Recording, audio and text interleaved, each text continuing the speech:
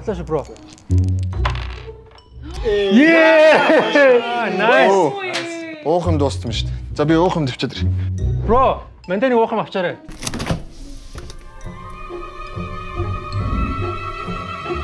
Манайхаа уухам дуустсан шүү дээ.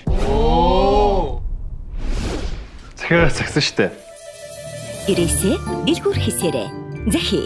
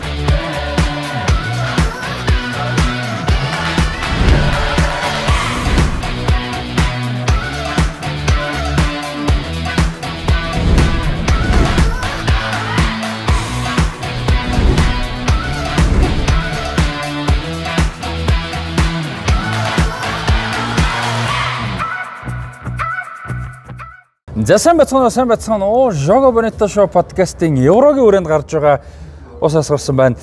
Мини Еврогийн Мини Еврогийн Мини Жогогийн шинэ дугаар эхлээд бэлэн болсон байна. За шинэ дугаар дээр хэдүүлээ бол бас арай өөр гоё шийдүүд ингийн шоготой арай төстэй. Ягаад гэвэл өөр тэмцээнүүд ярина. За бас нэг улс төр нийгмийн асуудлууд ороод ирэх жишээ нэ тэ. Сонгуул байдаг.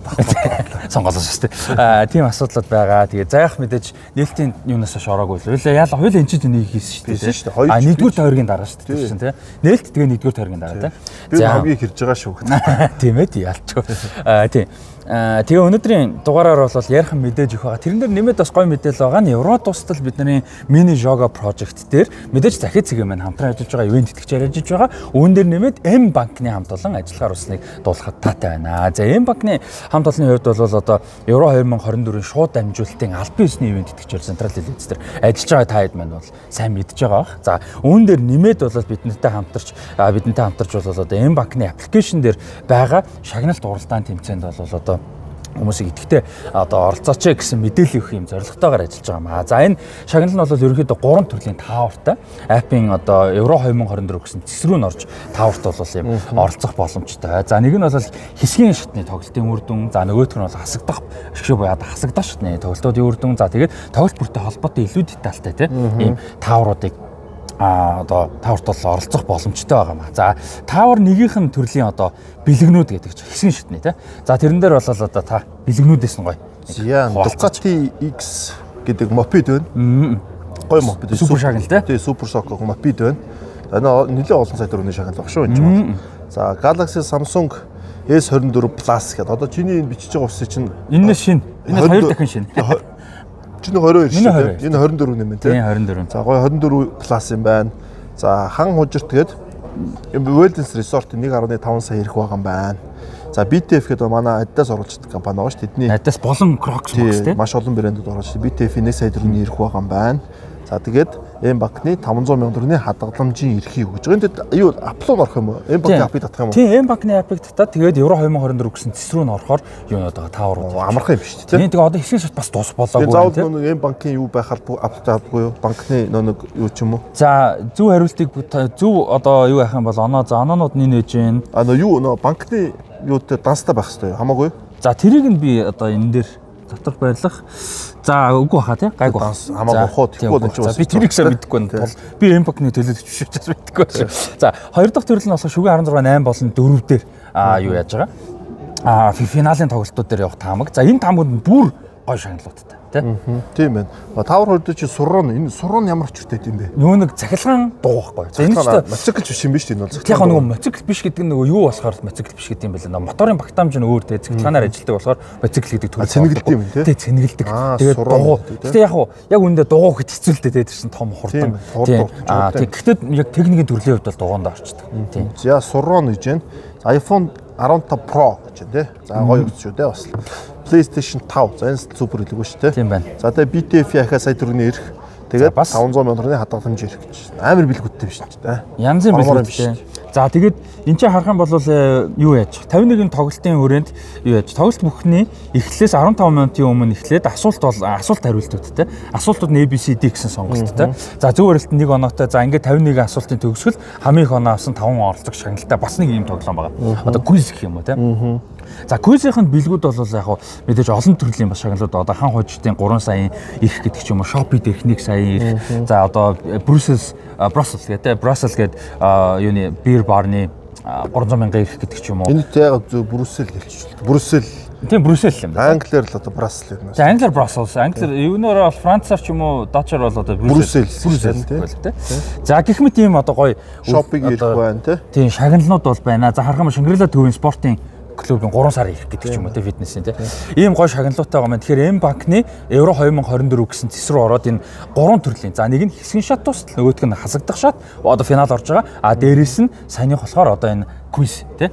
Ийм 3 төрлийн одоо асуулт хариултын тэмцээнүүд, за бас өөр тоглолтын үр дүн таах энэ тоглоомуудад идэвхтэй оролцоороо гоё шагналуудтай байна. Тэгээд M-банкны хамт олондоо баярлалаа.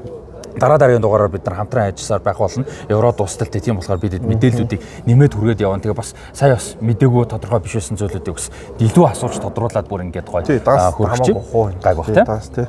Тийм. За ингээд явчаа гэж бодож чинь тэгээ M-банкны хамт олондоо баярлалаа. M-банк мэдээж Европын арга шалралт тэмцээний шууд амжилт гэх аль биесний одоо ивент тэтгэгчтэй нэгээр ажиллаж байгааг та бүхэн маань мэдж байгаа хаа. За бас татаад үзчихэл дашоо. Тийм тэгээ бас яриан дундаа шалгачаа тийм бас болох гэж бодож байна. За тэгээ мэдээж захид цэгийн хамт олон ивент тэтгэгчээр ажилласаар байгаа 24 цагийн онлайн дэлгүүр байгаа. Хүргэлттэй эхний одоо нээлтийн урамшуул гэдэг утгаар бол тодорхой хугацаанд бол хүргэлтийн ямар нэг шимтгэлгүй байгаа. За энэ бол маш том давуу тал 24 цагийн хүргэлттэй. За мэдээж 12-с тэг 6 цагийн хооронд бол хуулийн дагуу 18-аас доош одоо градусын алкогол зарна. За тэгээ бүртгэл өгөхдөө угаасаа регистрээрээ бүртгүүлж шалгаж ордог учраас одоо юу бол байхгүй. Нас мастай янз бүр юмдар асуудал гарахгүй гэж. За тэгээд мэдээж Еврогийн үеэр одоо хамгийн гол зүйл нь бол гой багцууд гарч байгаа. Шүүн одоо пицца гардаг болчихсон байгаа. Өөртөө хийж гаргаж байгаа тэгээ гой пицца. За тэгээд шар аригтай сетүүд бол гарч байгаа. Бүргэр гардаг болсон. За тэгээд амар юм лээ тий. Шууд ингээд дөртөө хөргүүл авчихлаа. Тий шууд хөргүүл авчих. Нэг бол бүр маргаашийн хөргөлт гээд авч болно шүү дээ. Ногоо одоо жимс ч юм уу тий. Эсвэл орой магадгүй унтахтаа өглөөний хүргэлтэд захиалчих болно тий. Тэгээд олон газар бас одоо хотоороо ингээд олон агуулгатай учраас хүргэлт нь өөрт нь байгаа хамгийн ойрхон салбараас өрөөдөж байна. За энэ бол маш том давуу тал. За ингээд захид цэгийн хамт олон болон M-банкны хамт олон мини жога төслийг ивент тэтгэн ажиллаж байна. Та бүхэндээ маш их баярлалаа. За тэгээ манай дэмжигч, сонсогч, үзэгчид маань M-банкаар үйлчлүүлцгээгээр M-банкны Евро 2024 цэсээр орж бас сонирхоорой тий 3 төрлийн шагналтайгаа уралдаанууд байгаа. Маш гоё шагналуудтай юм биш татах тийм үү? Янтар маш гоё шагналууд тий шагналуудад нь оролцоорой. Энэ уцаар 15 Pro болгоч тийм үү? Тэгээ оролцоорой. Тэгээд захид цэгийн бас урамшуулалтай бас бонус цуглуулдаг шүү дээ. Захид цэгийн маань чинь тэгээд хүргэлтээр бүтээгдэхүүн хэрэгтэй бүтээгдэхүүнүүдэд аваарай. Тэгээд 800 гаруй нэр төрлийн бүтээгдэхүүн одоо онлайн дэлгүүрээр худалдагдаж байгаа шүү. За тэгээд өнөөдрийнхөө дугаарлал орцгоё. За битэрийг ингээд яаж хоорондоор болол битэр ч яхаа бидний ингээд евро гэж мэдээж бүгдээрээ завгүй байгаа. За энэ хугацаанд бол Copa America саяхан ихэлсэн. За тэгээ евро маань бол одоо ингээд 3 дахь тойргийн сүүлийн тоглолтууд маань явж байна. За тэрэн дээр нэмээд далайн бүсийн орнууд гэж одоо Oceania гэж та тийм мэдээж төв бол биш. Одоо Монголоор далайн бүс. Яг төв гэж явдаг юм байна. Энэ бол Австрал төв гэж явдаг. Яг Австрал төв чинь өстой Oceania гэдэг чинь нэг намхан далайн арлууд орнуудыг хэлээд байгаа шүү дээ. За тийм ээ хөл өмгүүдээр ирж байгаа болохоор тийм. Тэгтээ region шүү дээ. Газар зүйн region. Тийм. Тэгээд далайн бүсийн орнуудын юу байгаа? Авраг шалралт тэмцээн бол эхэлсэн явж байгаа. За тэгээд энэ эднэрийн талаар ярилцъя. Яг хөл өмгүүдээр угаасаа нэг Австрал төв гэж ихгүй угаасаа Oceania гэхэлэр Австрал төв орчдөг байсан. Тэгэр болоо юугаараа. Тэгээ Oceania гэж гэхдээ тий газар зүйн зүгээр region-ыг хэлж байгаа бүсэлтэй шүү дээ. Тий. За тэгээд юу яа? Хойлоо еврого эхлээд ямар ч байсан ярьчих гэж бодож байна. За евро дээр өчтөр нанж доптер ярихтаа бол бас тактик өөрчлөлтүүд, шинжилтүүд, бөмбөг эзэмшилт. За тэгээ шинэ бас агаалтж байгаа залууд олчтой талаар хэлсэн. Тэгвэл Португалийн шоуг яг бас хангалттай бид өөр яриаггүй гэж бодож байна. За Франц дээр бас нэг ганц нэг одоо ярих зүйл байвал бас яриул гэж бодож байна. Окей. За Португалийн шгшоуг дээр Роберто Мартинес бол ерөөдөө их одоо юу гэж юм анх бол их гоё шинэ юм оруулж ирдэг ус. Одоо ингээд шгшээ баг дээр нэг холигтой бас болохгүй байгаа тийм бэл дээр гоё шинжил ингээд тийм одоо маневр айгу муутан болгож би бодсон юм бол клуб дээр гайг болоо шгшээ бод. Тэгээд Португал эхний тоглолтын дээр Чехийг 2-1-ээр арай жодсон шүү дээ Франциско Консесион голоор. Тэгээд тухайн тоглолтын дээр ерөөдөө маш олон шүмжлээс яг бол хамгаалдаг бүрэлдэхүүн гаргасан. Тэгээд ийм хамгаалдаг бүрэлдэхүүнээр яг жижиг багуудад тоглох шаардлагагүй гэдгийг харж байгаа байхгүй. Арай гэж очиж байгаа байхгүй. Тэр газар очиж байгаа байхгүй. Тэгээд ерөөдөө маш олон шүүмжлээсэн. Шууд тоглолтын 2 дахь тоглолтын шууд 4 хамгаалж шийдэж. Тэр нь айгүй амжилттай тоглолт. Илүү үр дүн төрсөн. Хамаагүй үр дүнтэй. Угаасаа энэ тоглолтын бүрэлдэхүүнийг харахад 5 биш 4-дөд бол хамаагүй гоё байгаа байхгүй. Тийм үстэй. Тэгээ яг 4-дөд тоглож байгаа энэ арга барил айгүй зөвцсөн. Тэгээ Туркийн шог ерөөдөө буулгаж авсан. Тэгээд ерөөдөө Португал ингээд 4 хамгаалагчтай хөлбөр руугаа шилжээд маневрыг ингээд гоё ороод ирлээ. Тэгэхээр юу ч юм дэ. Яг л Палиня гэдэг айгүй гоё тоглож ирсэн суулгах болчиход байгаа байхгүй. Байрны лөө бараг явахаар болж штэ энэ зов. Палиня гэдэг айгүй гоё тоглож. Тэгээд Палиныг гарах уу нэг бол далуудыг гарах уу гэж сонголт байгаа байхгүй юу. Тэнгүүд энэ чи Палины хамаагүй зөв сонголт байгаа байхгүй. Тэгээд нөө мэж 3 хамгаалагчийн ард тоглолт чи өөрөө энэ тоглож бараг энэ тоглож байгаагүй байрна байхгүй. Тийм. Тэгээд дээрэс нь өөрийнх нь одоо хомын хамгийн гол давуу талуудыг байхгүй болох. Тий, хурд гэдэг юм байхгүй болчих жоох. Хурдтай зүгээр довтооны мэдрэмж. Тий, довтооны мэдрэмж. Тэнгүүд Кансело дээр довтоонд ороод хоёр хамгаалагч дээр Палиныг тавьчихсан чинь хамгаалт айгүй гоё болчих жоох тий. Тэгээд Витиня энэ жил үндэ супер байна. Витиня үндэ супер. Тэгээд аврууд элэгт мундаг байсан. Франц элэгт мундаг байсан. 4-2-3-1 гэдэг байрал 4-2-3-1 гэдэг байрал Португалийн бүх байрлалын дуулчраг зогтсож байгаа байхгүй. Витиня яг бокс то бокс те Палины хамгаалтан дээр Бруно Фернандеш найруулаад урд нь Роналдо 2 жиг өртөнд Рафаэль болон Бернардо Силвалаар Португал яг гой болж байгаа байхгүй. Тэгээд дээрэс нь 2 жиг өрн Кансело болон хин 2 нуно менчор айгүй давталаад юм чинь. Тэгэхээр яг энэ хөлбөрөөр угаасаа би анх Европын хүмүүс ингэж гараасаа гэж үзчихсэн. Ингэж гарах болов гэж үзсэн. Ихэнх тоглолтын дээр 5 хамгаалалт хийсэн. Хөлбөр тэр нь дэлхийн нийт сюрприз байсан баха өөрсдөнд нь сюрприз болсон. Ер нь бол өөрсдөө ч их айгүй мод болсон. Тэгээд Португал эхний 2 тоглолтын дээр шууд дараагийн шатны их авсан. Ингэснээр сүүлийн гүрштэй тоглолтод сэлгээний бүрэлдэхүүнээ тоглуулахад бас боломжтой болж байгаа. Тэгэхээр Роналдо бол ерөөдөө гарааны боломж гарахгүй бах. Амраагаад ерөөдөө Роналдо ч угаасаа гарааны өмцөнд тоглож болчихж байгаа байхгүй. Роналдо дээр тогтож хэлэхэд нөхөр бол яг дэлхийн авар дээр бол жоохон тийм юу өссөн шүү дээ. Жоохон буруу тоглоодсон шүү дээ. Тэрхий ингээл өөрөөс нь жоохон амралтай байх гэнэ. Тэнгүүл тэр чинь одоо бол ерөөдөө урдны Роналдо биш зүгээр үзүүр дээр одоо гол төсөөлөг Роналдо болчиход байгаа байхгүй тий. Урд нь жоохон суларцсан ч юм уу тий. Тэнгүүл яг энэ Роналдо бол өөрөө ямар мундаг багийн тоглож болж чадж байгаа. Тэгээ энэ ч угаасаа энэ Роналдо ч өөрөө айгүй ухаантай хүн. Ухаантай байж чинь олон төвшний карьер өндөр төвшөнд барьж байгаа шүү дээ. Фитнес биз. Тэгээд дээрэс нь Сауди Арабид би энэ лигт очиод төдийлнийг болохгүйсэн бол сая сүүлийн жилд айгүй сайн тоглоо мэрэгэн болчихлоо айгүй гоё болцсон.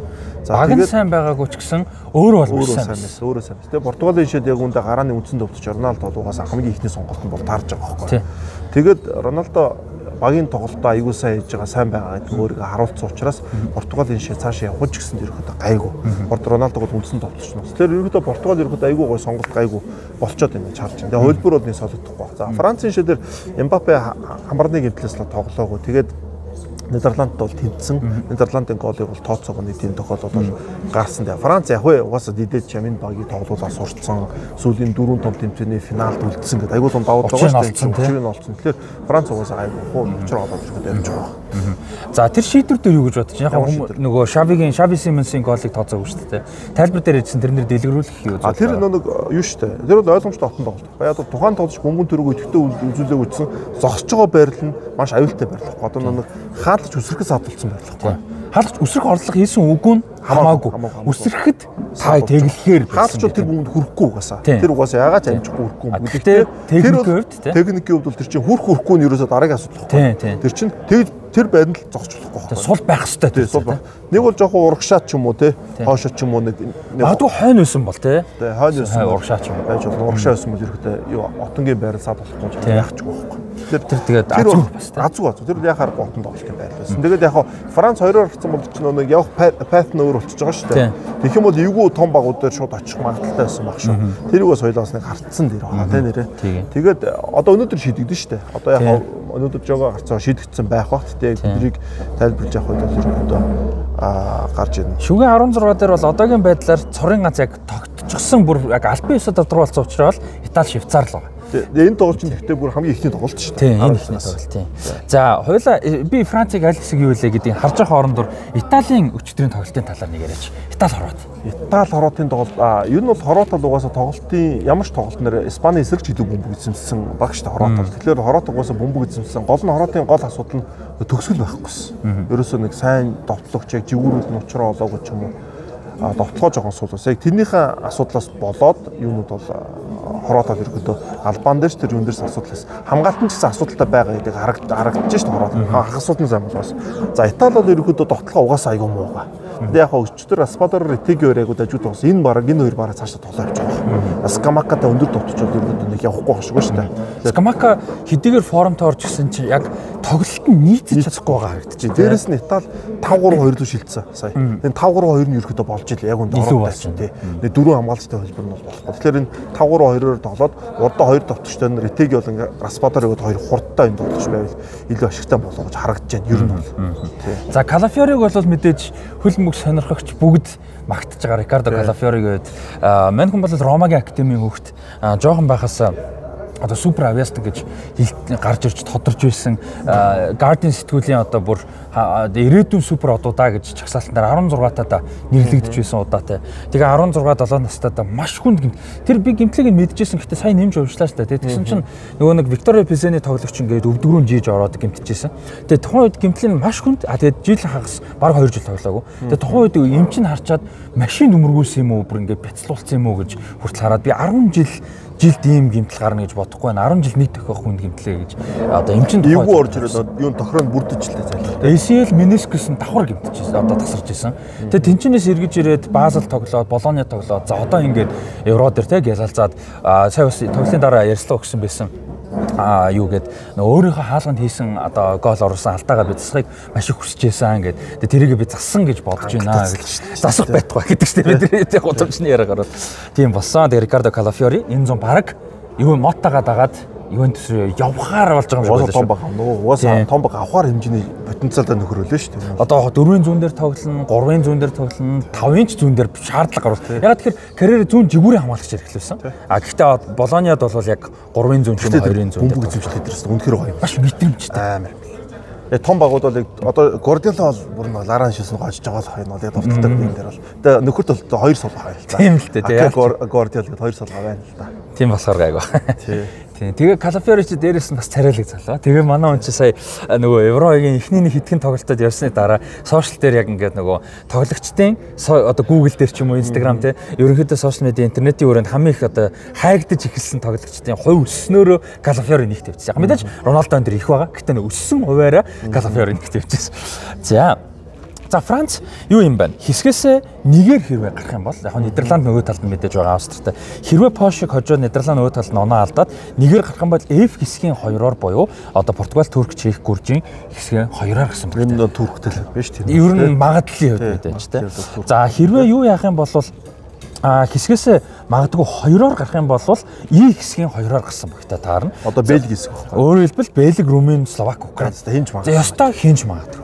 За тэгэхээр Францад бол яг ихний уучраа бол бас гайгүй втер харагдаж байгаа. Тэгтээ зөрүүлээд аль талд орох вэ гэдэг нь амарч. Одоо сайн ярьсан шүү дээ нөгөө Бельгийн хэсэгтээ хэрвээ 2-оор гараа Бельгийн хэсэг рүү орох юм бол шүгийн 8 Португалтай. За шүгийн 4 рүү Испани, Герман гэх айгүй хүн магадлалын хүн самар их хүн зүйтэй.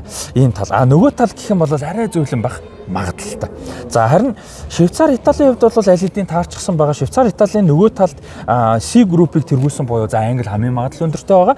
Тэгээд D, E, F сүүлийн 3 хэсгийн 3-аар гарсан баг. Тэгэхээр нэлээд сул баг орчих mag. Одоо нэг ингэж шүү дээ. Испани, Герман, Португал нэг талд гарчиж байгаа шүү дээ. Энэ 3 нэг нь финалд нэгж байгаа байхгүй. Тэнгүүл өнөөдөр Англи 2-оор гараад тэгээд дээрэс нь юу вэ? Франц дээр 2 л орчихвол бүгд нөгөө тал руу очих юм шүү дээ. Тэгээд Франц, Нидерланд дөрөв нэг нь тодорхой. Ядаж байгаа. Нидерланд бол яг угаасаа бас арай фаворит шүү дээ. Фаворит шүү. Франц одоо өнөөдөр жишээлбэл яд чинь замуугаар одоо тэнцдэг ч юм. Гэтэ Польшиг хожиж байгаа л да. Ингээд яахан бол англи бол жоохон таар байгаа. Энэ чинь буруу бүрдгүүн гараад хоёроор гараад явчих юм бол нөгөө талаар очиж бадарсан юм болов. За арай гайгүй болох тий. Хэсгээс англи. Тий гайгүй л байна та. За англи хэрвээ нэгээр гарах юм бол за DEF-ийн 3 гэхээр мэдээж арай суулбаа гэж таарна. За холилоо гэж бодъё. Тэгэж бодоход Итали, Швейцарын хоцсонтой өөрөөр хэлбэл Итали, Англи дахиж тоглох магадлал өндөр болж байна. Европ шүүний аймд те. Итали бол Швейцарыг амар очихгүй хөө.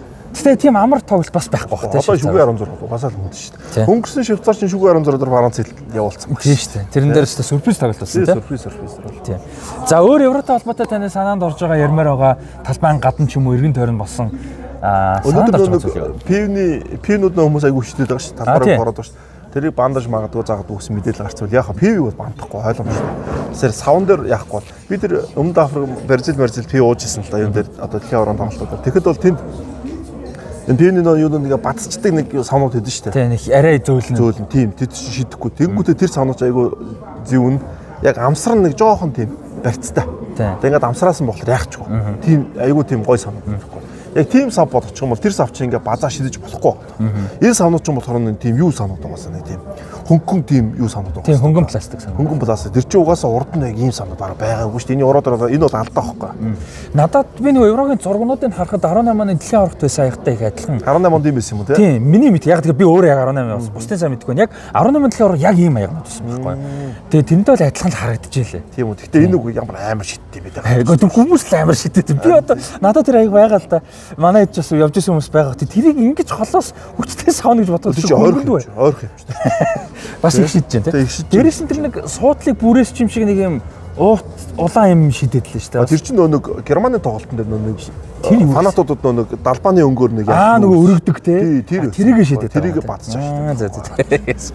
За одоо бас тэрэн дээр шүүмжэнд. Энэ Евро бол яг үндэ бас юу болж байна. Одоо энэ тоглолтын өрнөл өрсөлдөөн гол орж байгаагаар ерөөхдөө 2000 он материал гайгүй 2000 оны евротой ойролцоо амар гоо 2000 оны евро ч амар гоё евро болсон шүү дээ маш их голтой өрсөлдөөнтэй эцсийн мөчөд маш олон тоглолтууд шийдэж мэддэг тийм болсон шүү дээ.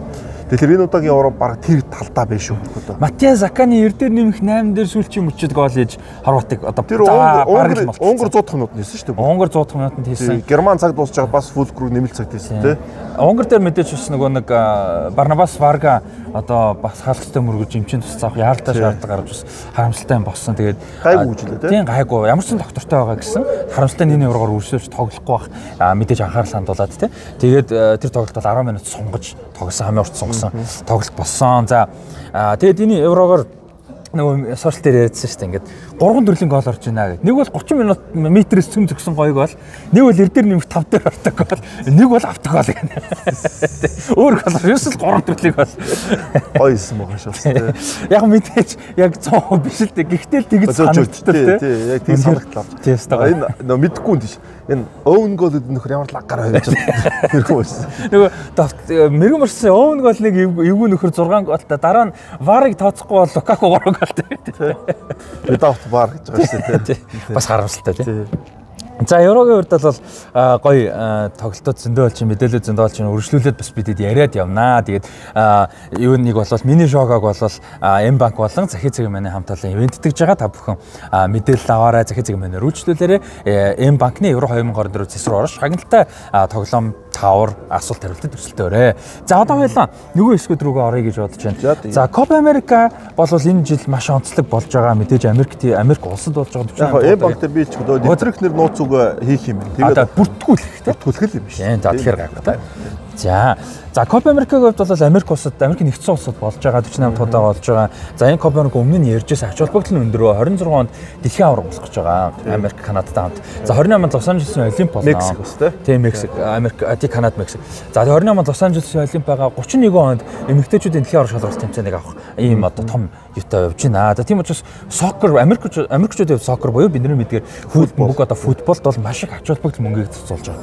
За тэгээ ийм ач холбогдолтой. За тэгээд CONCACAF буюу хойд болон Төв Америкийн 6 улс, Өмнөд Америкийн 10 улс орж байгаа. За тэгээ энэ тэмцээн маань бол сая 6 сарын 20-нд эхэлсэн хэсгийн шатны ингээд тоглолтууд бол яваад эхэлчихсэн байгаа. Эхний нэг тоглолтууд нээлтийн тоглолтыг Аргентины шок, Канадын шоктойж 2-1 харьцаатай болгож авсан. За энэ тоглолтыг хүмүүс бас анзаарсан байлаа. Ингээд мэдээл хараагүй ч гэсэн анзаарсан. Ингээд хайлайт харах юм бол тоглолтууд зөвхөн Аргентин гэлтгүү Копа Америк тоглолтууд айгүй их юм агаараар хөндлөн дамжуулалт явуулсан, мөргөлдсөн юм байсан. Тэгээ тэрийг хүмүүс жоохон гайхаад за энэ одоо Өмнөд Америкийн Америкийн хөлбөмбөг чанар муу байна уу те эсвэл одоо өндөр юу илээ Америк хөл чи ингэж тоглодгоо те Америк те гэж их гайхаж ирсэн бол бас том шалтгаантай болж тарсан. Тэр юу гэхээр Аргентин Канадын тоглолтын дараа Эмилиано Мартинес Аргентины хаалгач маш том шүмжиг бол хийсэн. Энэ талбай бол одоо за ер нь бол мань хүн гудамж нэлэр хог байна гэж хэлсэн. Маш муу талбай байна.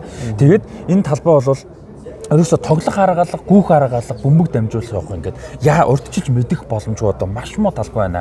Дэлхийн хэмжээний ийм тэмцээн те бүтэн 2 тимийн тэмцээн ийм тал байж болохгүй. Та нар Еврог хараа те ямар зэгцтэй, ямар зохион байгуулалттай явж байна. Тэгэхэд энэ ч ингээ 2 тимийн том тэмцээн адилхан явах хэвээр хэмжээний тэмцээн ийм байж болохгүй гэдэг. Муу зүйл бол хэцүүлтэй. Маш муу зүйл.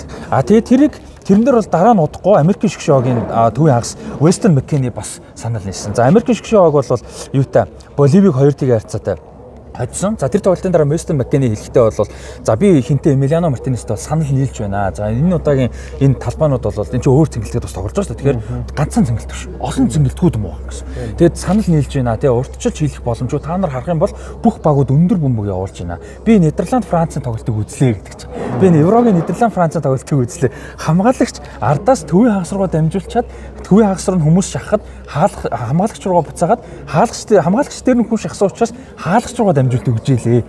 Бид нар Копа Америкт их мөрөөдөд чирэггүй. Энэ зүлэг бол буцаагаад хаагуур нь чирэх юм бүү мэдээ. Би бол хаалгач руугаа бөмбөг өгч зүргэлэхгүй. Хаалгач маа тогтоох гэж ийм юм дээр ойгоод хаалгач нь орохоор ийм одоо итгэмээргүй муу байна гэж Weston McKennie нэмж хэлсэн байлээ. Тэгээд энэ шалтгаан нь бол ийм юм байна. Америкийн нөгөө хөлбөмбөг одоо энэ том цэнгэлтгүүд чинь бидний мэддэг Европын хөлбөмбөгийн Өмнөд Америкийн ч юм уу те цэнгэлтгүүд ихэнхдээ зөвхөн хөлбөмбөг зориулсан цэнгэлтгүүд байдаг. За Америкт бол үгүй. Энэ цэнгэлтгүүд бол Америк хөлбөмбөг, концерт юу гэдэг юм их олон одоо спортод зориулж ашигладаг. За энэс болоод одоо жишээ нь Аргентин, Канадын тоглолтын чинь том тэмцээний нээлтийн тоглолт гэж байхад тэрнээс 3 өдрийн өмнө илүү 4 өдрийн өмнө Америк хөлбөмбөгийн юу явсан гэж байгаа. Одоо тоглолт явсан гэж байгаа. Тэгээ тэр зүйлийг нь хурааж аваад дээрээс нь дэвссэн юм. Америк хөлбөмбөгийн долларын чи гэхдээ юу нь бол болоогүй шүү дээ. Юу вэ? Намар эхлэн шүү дээ. Тэр нь биш бах. Үндсэн том тэмцээн. Гэхдээ ямар ч байсан одоо тоглолт байсан байгаа. Тэгээд зүлэг дэвсэн гэж одоо хөлбөмбөг зориулсан дэл. Тэгээд дэвсэн гэхээр яг мэдээж Сантьяго Бернабеуд хэлээлээ ярьжсэн те тусдаа дэвсдэг юм байдаг. Тийм мундаг технологи биш юм байна. Тэгээд одоо илүү энгийн илүү зүгээр авчрал ингэчдэг. Тэгээд тэрнээс нь болоод ерөөсөө гიშгээр жоох ингэхэд бутарч салж ирээд гүүж өмгөөд байна гэж байгаа байхгүй. Бүр ногоотой хэмжээний. Тэгээд ийм асуудал тэр нь зөвхөн нэг цэнгэлт биш. Олон цэнгэлтүүд тэр. Тэгээд ийм одоо Америкийн нэгдсэн улс зохион байгуулж байгаа мөртлөө ийм асуудал гарсан. Тэгээд зөвхөн талбайгаас гадна бас нэг асуудал гарсан. Цэнгэлтгүүд одоо чинь 75,000, 80, 90,000 үзэгчийн судалтай одоо супер цэнгэлтгүүд байгаа шүү дээ. Mercedes Arena гэдэг ч юм уу ч гэдэг. Технологи супер юм шиг боловч уур амьсгал байхгүй. Америкт нэг хөлбөмбөгийн соёл дэвшээгүй байна. Тэгээд дээрэс нь Өмнөд Америкээс хүмүүс сүүлийн сатууд руу очих магадлал илүү өндөр учраас үзэгч маш багтай уур амьсгал ингээд хоолсоо байхгүй.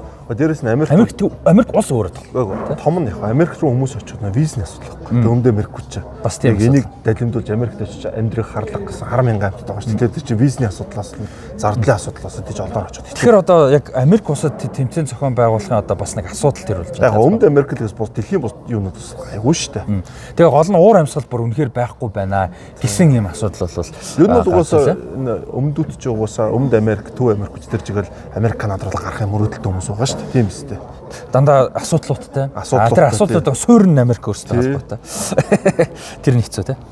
Тэр бол харамсалтай. За тэгээд ямар ч байсан ийм асуудлууд бол байгаа. Копа Америка тэмцээн эхэлчихсэн явж байгаа.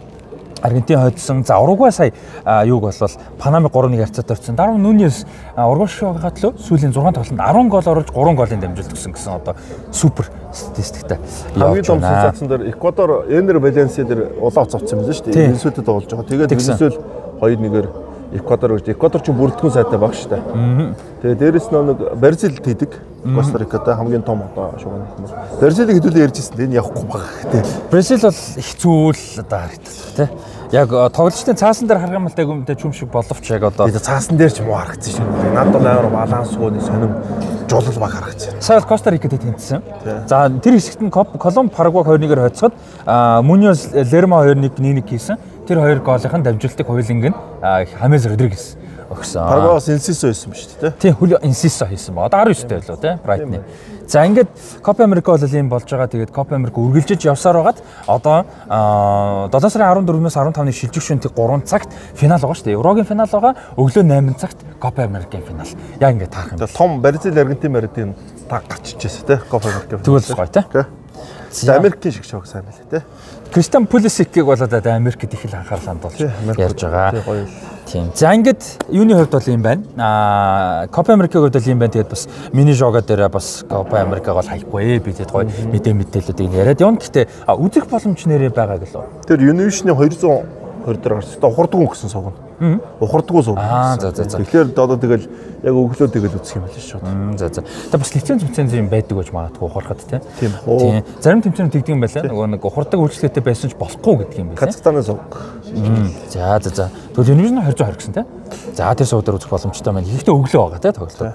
За далайн орнууд буюу одоо Oceania-гийн одоо юуны Nations Cup гэж байдаг. Авраг бол болж байгаа. За энэ тэмцээн дээр бол бас юу яадаг? Вануату, Фижи хоёр хамтран зохион байгуулж байгаа. Шинэ Каледония, Шинэ Зеланд, Папуа Нью-Гинеа, Соломоны арлууд, Тахити болон Самоа гэсэн улсууд одоо хоёр хэсэгт хуваагдаж бас өрсөлддөг. За энэчнээс бол бас дэлхийн аваргыг ирэх авах юм том тэмцээн. За ингээд ер нь бол эхлэх гээд явж байтал нэг ихэндээ Шинэ Зеланд л автаартай тийм. Ер нь тэгдэг. Яалч хамгийн хүчтэй нүдэг энэ дундаа. За гэтэл юу яасан яг Шинэ Зеланд, Вануату, Соломоны арлууд болон Шинэ Каледон гэсэн улсууд одоо нэг хэсэгт орсон боловч Шинэ Каледон юу яасан нэрээ татсан. За энд бол Шинэ Каледоны арал дээр бол маш их одоо бослого жагсаал болж айгүй ийм асуудалтай нөхцлүүд бүрдсэн. За тэгээ эндээс бол одоо 1500-аад хүн баривчлагдсан, 9 хүн амиа алдсан. Ийм Францыг эсэргүүцсэн. Яагаад? За ийм юм бол болсон. За энэ дээр Эммануэл Макрон тэргүүтээ засгийн газар бол өмнө нь юу яасан юм бэ? Одоо нөгөө нэг Шинэ Каледоны иргэд чинь Францынхаа яг юунд одоо Гуамтай адилхан Америкийн иргэн юм шиг боловч юу яадаг. Ихэдлэх боломжууд нь их бага байдаг. Тэгээ тэрнийхээ төлөө айгүй их тэмцдэг байсан. За тэгээ одоо сүүлийн хэдэн жилд бол тусгаар тогтнох юм одоо хөдөлгөөн бол маш их явж байгаа юм. За тэгээд энэ уугуул иргэд нь 100 мянга орчим уугуул иргэд байдаг. 300 мянга орчим хүн амтай. За тэгээ энэ хугацаанд бол уугуул иргэд тэргүүтэй хүмүүс бол одоо тусгаар тогтнох айгүй их юм хөдөлгөөнийг бол явуулж исэн. За тэгээд Макрон тэргүүтэй засгийн газар яасан бэ гэхээр одоо юунд Шинэ Каледонд 10-10-аас дээш жил одоо зүгээр амьдэрсэн болвол одоо Шинэ Каледоны одоо иргэн гэх юм уу та болж одоо шууд сангуул саналд өрсөлдөх юм зөвшөөрлийг олгох саналыг гаргасан юм байна. За энд нь бол Шинэ Каледоны иргэд бол ялангуяа уугуул иргэд маш одоо дургуутсан. Яагаад гэвэл энэ нь одоо өөрсдийнх нь эрх мэдэл өөрсдийнх нь одоо жоохон байгаа боломж эрхчлөөг нь хязгаарласан ийм одоо шийдвэр гэж үзсэн. За яагаад тэгж байгаа юм бэ гэхээр Францаас маш олон хүмүүсийг Шинэ Каледон руу одоо зөөсөн гэхээр айгуу чанга болох гэдэг нь гэхдээ явуулсан юм байна. Франц одоо нутгаас. Тэгээд нөгөө нэг одоо суурьшуулсан. Тэгээ өөрөөр хэлбэл яг тэнд байдаг уугуул иргэдийн одоо тоог багасгах те хувийг нь багасгаж ийм асуудлыг бол гаргасан юм байна.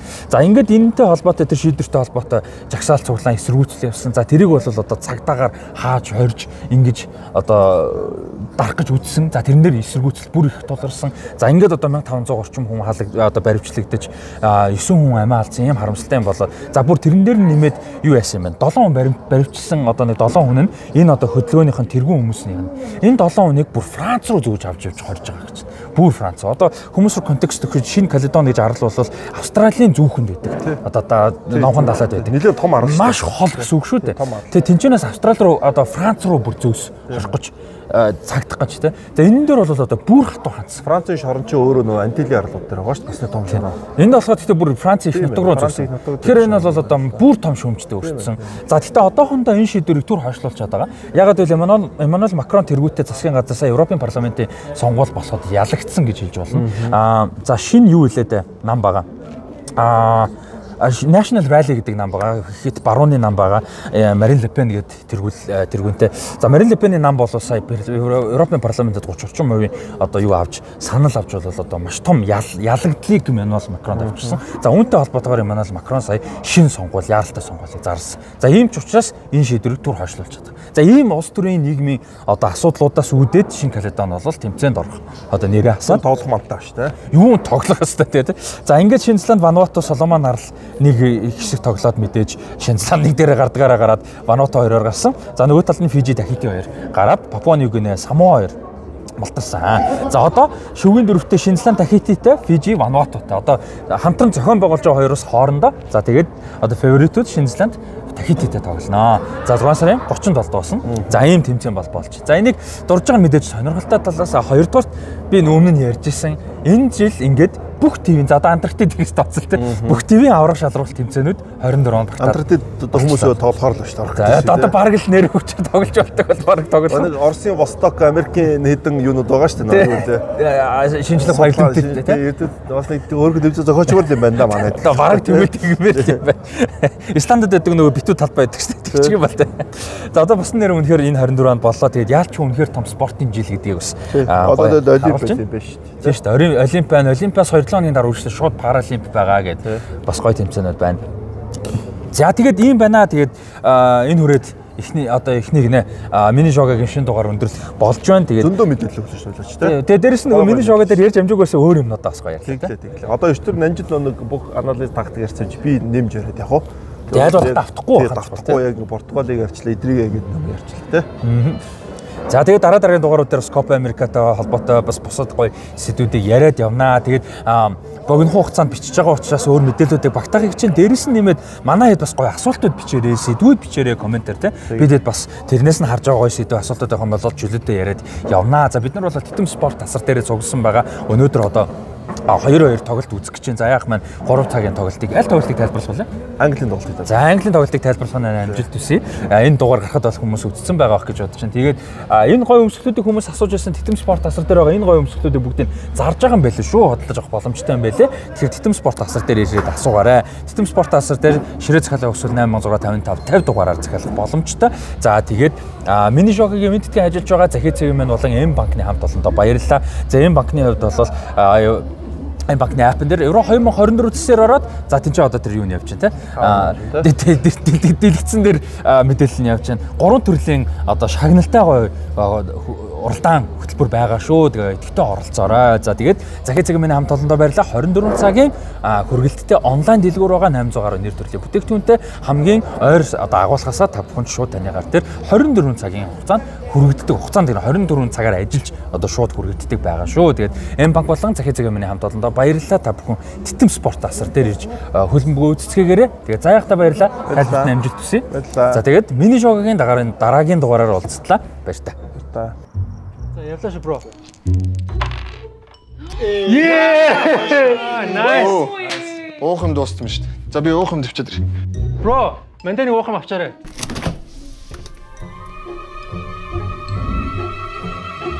Манайхаа уухан дуустсан шүү дээ.